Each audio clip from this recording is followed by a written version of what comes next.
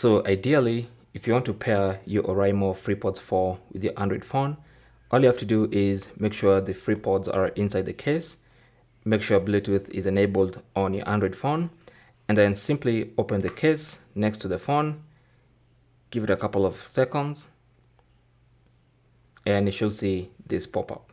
Okay, now what if you don't see that pop-up? What you can do is take the FreePods out of their case, and then of course I'm assuming the pop-up doesn't appear.